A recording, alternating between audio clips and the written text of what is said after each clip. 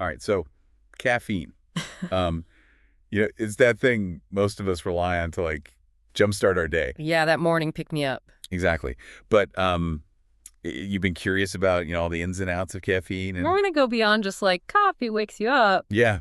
So we're diving deep today. And you've actually given us a bunch of research. A stack of scientific papers. Yeah, papers and even a podcast overview, I think, too, to kind of guide our deep dive here. We'll uncover how it really affects your body, sort of bust some of those myths. Oh, myth busting. I like that. And explore the potential benefits and, and the risks as well. Right. Gotta look at both sides. All based on the research, so. Awesome. Well, I think most of us know that caffeine helps us wake up, but what else is there? Like, what about those claims that caffeine's in, like, everything? It's more common than you might think. So sure, we all know about coffee beans and tea leaves, of course. Right. But did you know that caffeine is actually naturally found in over 60 plants? Wow. Okay, I did not know that. Yeah. And not all of them are what you'd expect. Okay, you've got my attention. What are some of the less obvious caffeine sources? Like, take the Yapon holly, for example. What? Yapon holly. It's native to the southeastern United States. Indigenous peoples used it for centuries in ceremonies and as, like, a social drink. Huh, interesting. It actually contains more caffeine than most teas. Whoa, really? Yeah. Caffeinated holly? That's a fun fact. I'll have to remember that one. Yeah. But why would a plant, like, evolve to have caffeine?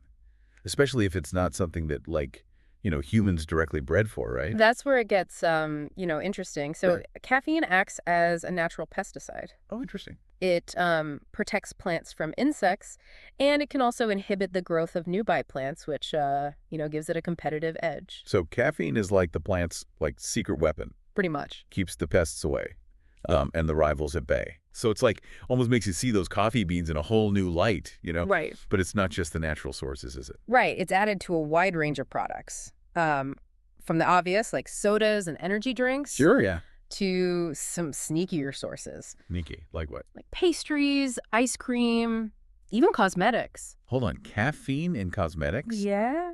I've not heard that one.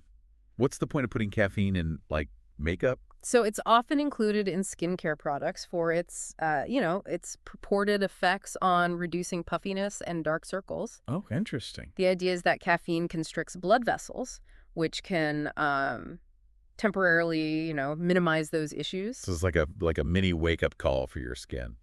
You could say that. Okay. Yeah. But let's get back to, like, food and drinks. You Feel mentioned that. energy drinks.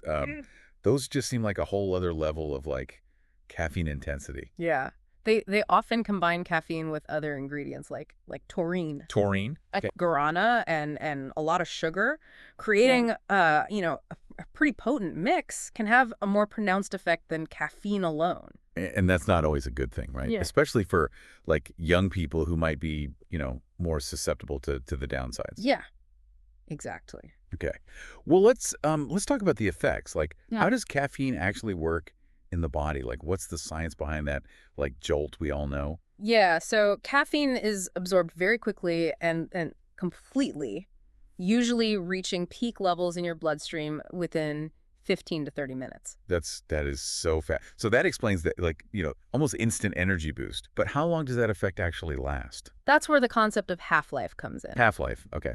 It's, the time it takes for your body to eliminate half of the consumed caffeine. Okay. And on average, it's about 4 hours for healthy adults. So that morning coffee could still be affecting me by lunchtime. It's possible. Wow. But here's the catch. Wow. That half-life can vary significantly depending on factors like age, genetics, liver health, even whether you're a smoker or not. So someone who, like, metabolizes caffeine slowly, they might still be feeling the effects well into the afternoon. Yeah. That's important to know, especially when you're thinking about, like, sleep later on. Right. Absolutely. Wow. Okay. Well, let's maybe debunk some common myths about caffeine. All right. I think this is where things get really interesting, separating fact from fiction. What do you think is one of the biggest myths about caffeine?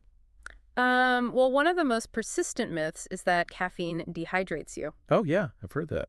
And while it's true that caffeine has a mild diuretic effect. Wait, hold on. Diuretic effect. What does that even mean for, like, people who don't speak science? Simply put, it means that it can increase urine production, Oh, but for most people, moderate caffeine consumption doesn't lead to significant dehydration. so I can enjoy my coffee without worrying about, turning into a raisin. Yeah, pretty much. Okay, that's a relief. Studies have shown that that regular coffee drinkers don't experience dehydration at their usual intake levels. Right, right. However, extreme amounts, like 6 cups of coffee or more, might have a more noticeable effect. Okay, so it's all about moderation, like with most things in life, right? Exactly.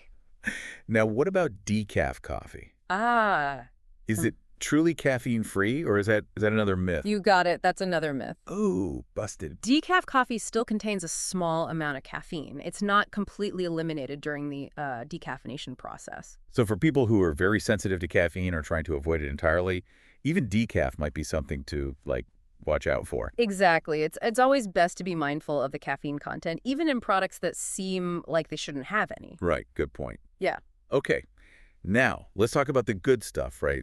The potential benefits of caffeine, because it's not all doom and gloom. What are some of the positive effects that this substance can have on our bodies and minds? Well, let's start with one of the most well-known benefits: increased alertness and focus. Caffeine works by blocking adenosine receptors in the brain. Okay, and for those of us who haven't taken a neuroscience class recently, what does that mean? So adenosine is a neurotransmitter that promotes sleep and relaxation. Okay. And by blocking its receptors, caffeine essentially tells your brain to stay awake and alert. So it's like hitting the snooze button on our natural sleep signals. Kinda. But what about like the long-term implications of doing that, right? Like if we're regularly having caffeine and overriding those signals, does our body eventually adapt? Or are we like constantly fighting against our natural rhythms? That's a great question. So our bodies do develop a tolerance to caffeine, That's meaning right. we might need more over time to achieve those same effects. Right. And the long-term effects of chronic caffeine use are still being studied, so There's more to learn. there's a lot more to uncover. It sounds like there's like a delicate balance to strike between like getting the benefits, but also respecting your body's, natural processes. For sure. Okay. Well, speaking of benefits, caffeine's also been shown to like enhance athletic performance, Yeah. boost endurance, power output. I know, Mm-hmm. I know a lot of athletes swear by their like, pre-workout caffeine rituals. Is there actual science behind that, or is it just, placebo? The research is quite compelling. Yeah. Studies have shown that caffeine can improve performance in various activities, from like weightlifting to long distance running. Wow. It can increase alertness, reduce perceived exertion, and even enhance muscle function. So it's like a legal performance enhancer. Yeah, pretty much. But I'm sure there are limits to how much it can help, right? Yeah. And what about potential risks? You're right. There are downsides to consider. Excessive caffeine consumption can lead to anxiety, jitters, even gastrointestinal distress. Yeah. And as we discussed earlier, it can disrupt sleep if consumed too close to bedtime. Right. So again, like most things in life, moderation is key. Precisely. Now, another potential benefit that maybe some people don't think about is the antioxidant power of certain caffeine sources, like particularly coffee. Right. Antioxidants, those are the good guys, Yeah. right? The ones that fight off free radicals in our bodies. Yeah. Is there a specific type of coffee that's like particularly rich in antioxidants? Studies have shown that both regular and decaf coffee contain beneficial antioxidants. Oh, interesting. However, lighter roasts tend to have a higher concentration. Okay, that's good to know for those of us who prefer a milder brew, I guess. Right. It seems like coffee is full of surprises. Yeah. But of course, we can't ignore the potential risks either. And I know you mentioned anxiety, sleep disruption. Are there other things we should be aware of?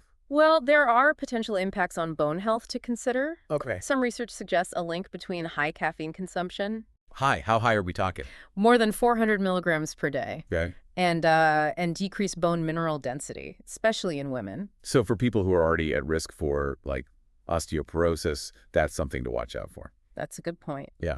And another group that needs to be particularly cautious is pregnant women. Right. Research indicates that even relatively low doses of caffeine, Low doses. like 100 to 200 milligrams per day, Okay. could be associated with negative pregnancy outcomes. So it's definitely a time to prioritize health and err on the side of caution. Absolutely. Okay. Well, let's maybe shift gears and talk about how caffeine affects performance. We've touched on this briefly, but I think it's worth like diving deeper into the science behind it. Yeah, for sure. I'm really eager to learn more about how caffeine can like boost athletic gains. Is it really as effective as some people claim? Well, let's explore the evidence and see what the research has to say about, caffeine's impact on various aspects of athletic performance. Hmm. Sounds like a plan. Yeah, Let's do it. let's get to it. Okay, so we've established that caffeine can like give athletes a leg up, but how does it actually work? Is it like purely a mental boost, or are there physiological changes happening too? It's a bit of both, actually. Okay.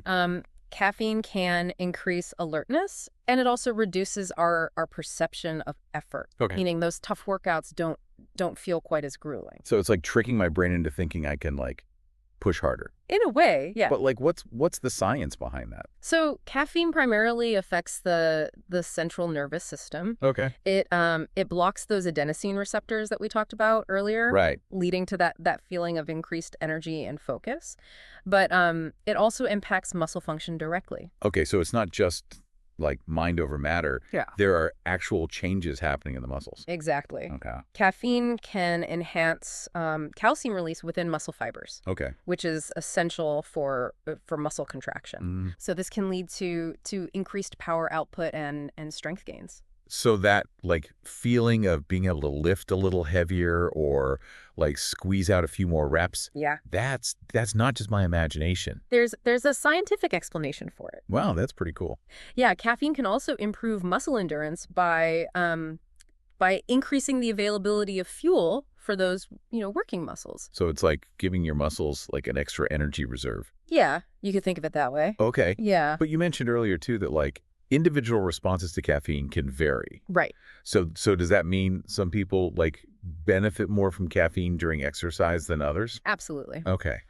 Genetics, training status, and even the type of exercise that you're doing Right. can all play a role in how your body responds to caffeine. So it's not as simple as saying like take caffeine, become an Olympian, all right? Right. Some people Ish. might like be more caffeine sensitive and see a bigger boost, while others might not like notice much of a difference. Exactly. And Right. and just like with any supplement or performance enhancer, Right. it's about finding the right dose and timing that works for you. So how do you like figure out what that sweet spot is? Is there like a recommended dosage for athletes? Research suggests a range of 3 to 6 milligrams of caffeine per kilogram of body weight. Okay. But it's crucial to start low and gradually increase the dose to, assess your individual tolerance. So for someone who weighs like 150 pounds, that would be roughly what, like 200 to 400 milligrams of caffeine? Somewhere around there, yeah. Okay. But of course, listening to your body is key, right? Oh, always. If you start feeling like, jittery or anxious, Right. that's a sign to maybe back off a bit. Exactly. Okay. Now, what about the timing of caffeine consumption? Like, is it best to have it like right before work, or is there like a strategic window for maximizing those benefits? Most studies suggest consuming caffeine about 30 to 60 minutes before exercise. This gives your body time to absorb the caffeine and reach peak levels in your bloodstream. So that pre-workout coffee ritual, it's actually backed by science. Yeah, there's something to it. Okay, but let's not forget about the potential downsides that we talked about earlier, the anxiety, the sleep disruption, even the gastrointestinal issues. Right. Are those risks like amplified when we're also pushing our bodies physically? That's an important point. Yeah. Exercise can actually exacerbate some of those negative effects. Okay. For instance, caffeine can increase heart rate and blood pressure, which might be further elevated during, intense physical activity. It's like a double whammy effect. Kind of, yeah. like that. And if you're prone to anxiety, combining caffeine and strenuous exercise could trigger those feelings. Right. Right. And what about dehydration? I know we debunked the myth that like moderate caffeine consumption dehydrates you, but does that change when you factor in like sweating during exercise? Yeah, so while caffeine itself might not directly dehydrate you, the combination of caffeine and exercise can lead to increased fluid loss. Okay.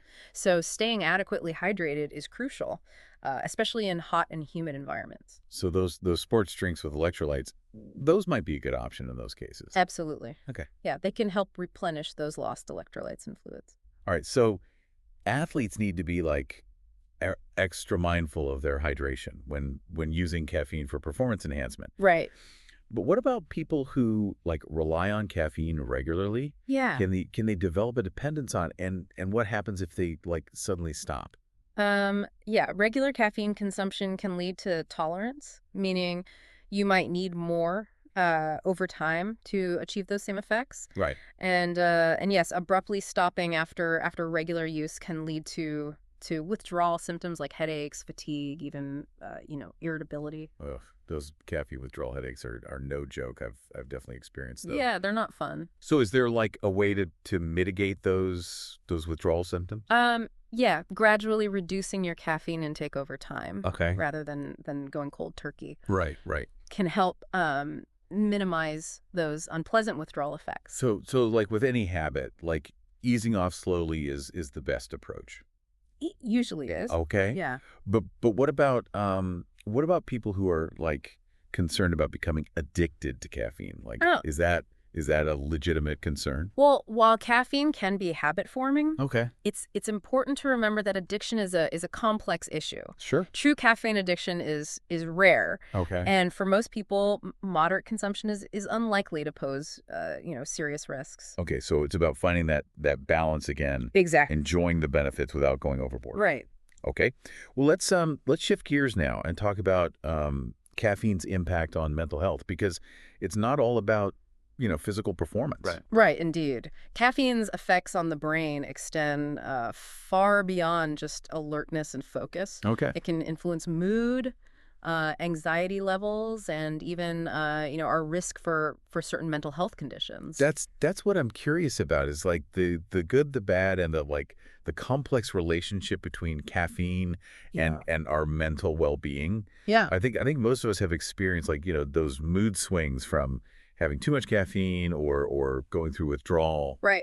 But what does like the science actually say about these effects? Well, there's evidence to suggest that moderate caffeine intake might actually have some mood boosting effects. Oh, interesting. Some studies have even linked coffee consumption to a lower risk of depression. So that daily cup of coffee might actually be like doing me or some good mentally. It's possible. Wow. But remember, the key word is moderation. Right, right. Excessive caffeine intake can have the opposite effect, Well, increasing yeah. anxiety and potentially leading to mood swings. And as we discussed earlier, sleep disruption is a major risk factor for mental health issues. Right. So that late night coffee might give me like a temporary energy boost, Mm. but it could like end up backfiring in the long run by messing with my sleep and mood. Yeah, exactly. Okay. And this is where, again, that individual sensitivity comes into play, right? Absolutely. Some people are just more prone to caffeine's like anxiety inducing effects, Right. even at lower doses. Yeah, for sure. Okay. But what about caffeine withdrawal? Can that impact mental health as well? Absolutely. Okay. When you abruptly stop consuming caffeine after regular use, Right. you might experience headaches, fatigue, and even irritability, Yeah. all of which can affect your mood. Ugh, those withdrawal symptoms are no fun. They're not. So tapering off caffeine gradually, that's probably a better approach than going cold turkey, right? It's certainly worth considering, especially if you're concerned about withdrawal symptoms impacting your mental well-being. Right. Okay. Now I'm curious about caffeine's effects on specific populations. Yeah. Especially like adolescents. Uh-huh. Their Yeah. brains are still developing. Right. Could caffeine interfere with that process? That's a great question, and an area where more research is needed. Adolescents are more susceptible to caffeine's effects, Okay. both positive and negative. So that energy drink craze among teenagers. Right. Maybe it's not as harmless as it seems. There's definitely reason for concern. Okay. Those sugary energy drinks often combine caffeine with other stimulants, Right. which can exacerbate the negative effects. Right. And with their brains still developing, adolescents might be more vulnerable to those impacts on sleep, concentration, and even mood regulation. That's concerning. It Yeah. seems like open communication between like parents, educators, and teenagers about the potential risks of caffeine is really crucial. Absolutely. Yeah. And it's not just about, scaring them away from caffeine entirely. It's Right. about promoting healthy habits and alternative ways to boost energy and focus. Okay. Like getting enough sleep, eating a balanced diet, and finding healthy ways to manage stress. Those are the foundations of good mental health for everyone, really, Right. not just adolescents, but I think those formative years are a particularly, critical time to establish those healthy I habits. agree. Yeah. Okay. Well, let's move on to another crucial aspect of health, our cardiovascular system. Okay. A lot of people, I think, wonder about the impact of caffeine on their heart health. Yeah, And I think there's a lot of like conflicting information out there. for sure. Some people say caffeine is bad for your heart, while others claim it can like actually be beneficial. Right. So what does the science actually say about the relationship between caffeine and cardiovascular health? It's a complex relationship, Okay. and as with most things, the answer lies somewhere in the middle. Okay. Moderate caffeine intake is generally considered safe, Okay.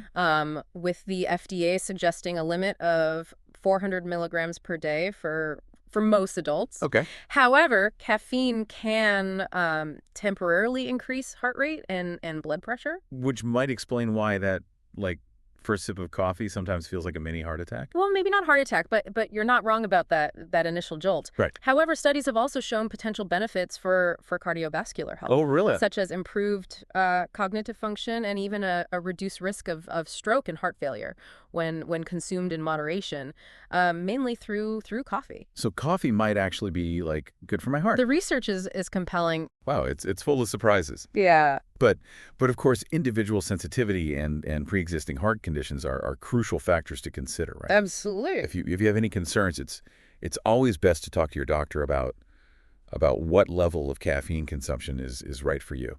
I couldn't agree more. Yeah, always better to err on the side of caution, Hmm. especially when it comes to something as important as heart health. Yeah, absolutely. Okay. Well, this has been an incredibly informative dive into the world of caffeine. It seems like there's always more to learn about this seemingly simple substance. And that's the beauty of it, isn't it? Yeah. There's always more to discover, and with a little knowledge, we can make more informed choices about what we consume. Well said. Yeah. We've covered a lot of ground today, from the science of how caffeine works in the body, to its potential benefits and risks for both physical and mental health. Yeah, it's been a pretty comprehensive journey. And we've explored the nuances of individual responses. We've debunked some common myths, and we've highlighted the importance of moderation. And hopefully our listeners now have a deeper understanding of this ubiquitous substance and can make more informed decisions about their caffeine consumption. Exactly. But our exploration doesn't end here. Right. We'll be right back after a short break to discuss some final thoughts and leave you with something to ponder about caffeine's role in your life. Welcome back. So we've covered a lot of ground in our caffeine deep dive, from its surprising origins to the effects it has on our bodies and our minds. We've busted some myths along the way. Yeah, myth busting. Right. We've explored the potential benefits, the risks, and I think really highlighted how important individual responses are, and moderation, of course. It's amazing how such a simple substance can have such a complex impact. Right. Like, you think you know caffeine, and then There's always something new. yeah, there's always more to learn. I think one of the biggest takeaways for me is just realizing how personalized the whole caffeine experience is. Like, Yeah. what works for one person might not work for another. We really need to pay attention to those individual cues. Right. Yeah. For sure. And that goes beyond just finding the right dose. Right. It's about understanding how caffeine affects you at different times of day, in different situations, and even with different sources. Right. We talked about all those different sources of caffeine. You got your coffee, your tea, energy drinks, even chocolate, certain foods. Right. Do you think there's a difference in how our bodies respond to caffeine from those different sources? It's a good question. Yeah. While, caffeine itself is the same molecule regardless of the source, the other compounds present in those sources can influence the effects. Okay, so like those added sugars, the stimulants in energy drinks, Yeah. they could be amplifying caffeine's impact, Yeah. contributing to those jitters, the crashes, all that. Exactly. And on the flip side, some sources like tea Right. contain compounds that might have calming or relaxing effects, potentially modulating caffeine's stimulating properties. So it's not just about the caffeine content, it's about like the whole package Yeah. and how all those ingredients are interacting with our bodies. Yeah. Hmm. It makes you wonder if someone who experiences negative effects from, like, coffee might find a more balanced experience with a different source, like tea. Yeah, absolutely. It really highlights the importance of experimenting and paying attention to how your body responds to different types of caffeine. Maybe you find that that green tea provides a gentler energy boost than coffee, or that dark chocolate satisfies your cravings without the jitters. This is making me rethink my own caffeine habits. I'm Yeah. definitely going to try being more mindful about the source and the timing of my caffeine intake, see if it makes a difference. I encourage everyone listening to do the same. Treat it like a little self-experiment, you know? Pay attention to how you feel after different types of caffeine at different times of day. You might be surprised at what you discover. Right. Take ownership of our caffeine experience and figure out what works best for us. Exactly. Now, before we wrap up, I wanted to touch on something you mentioned earlier. Yeah. The fact that research on caffeine is ongoing, and there's still so much we don't know. Yeah, that's the beauty of science, right? It's constantly evolving. Yeah. It's a process of discovery, Yeah. you know, as we learn more about caffeine's intricate interactions with our bodies and our minds, you know, our understanding of its potential benefits and risks will continue to grow. Exactly. So this deep dive is really just a starting point. Yeah. I encourage everyone to stay curious, keep learning, never stop questioning what you think you know about caffeine. It's a fascinating substance. It really is. Well, thank you for joining us today on this caffeine-fueled exploration. Of course, it's been my pleasure. And until next time, stay curious.